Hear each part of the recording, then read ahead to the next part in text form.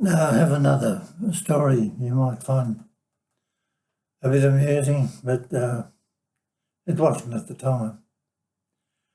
We're out on an operation out in what they call War Zone D, and the whole battalion was in what they call a harbour position. That's where you're set up round in a circle overnight, and you've got your machine gun posts and etc. out on the perimeters,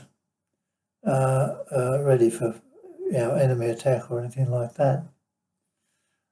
On this particular night, we got hit on our side pretty hard. It come at us a few times. There was quite a few of them. I had no idea how many, but we were fighting them back and holding our position. And they'd pull back and then they'd have come again and pull back, come again, etc. And I had, by the time they pulled back the last time, I had run out of ammunition for the M60, the machine gun, because I was the gunner for the platoon. And just up from me was Peter Johnson, Jono, who was our platoon signalman, and next to him, further away, was Tom Jones, my number 2, and he had my spare barrel plus extra belts of ammunition. But when I run out of ammunition, I pulled 2 grenades off me webbing. We used to have 4, and I pulled 2 off, and as you pull them off, it pulls the pins. And I finished up with like 1 in each hand, holding the levers down. Now, the American type grenade, well, you couldn't put the pins back in. Once you pulled the pin out, there was a little spring that came up over the hole. So the only way to get rid of it was they had to be thrown. Now, I didn't know what to do, but I was hoping the enemy would have one more go at least, so that I could get rid of the grenades. Because I'm standing there with a grenade in each hand. And when I was standing, I was sort of in behind a bank and leaning forward. But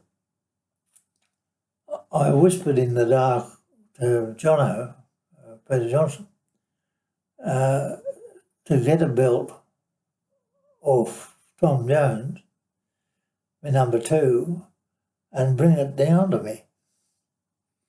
Anyway, he did that, and when he got there, I said to him, now look, I explained to him the story of what was happening, and I said, now I've got a grenade here in each hand and I can't get rid of him.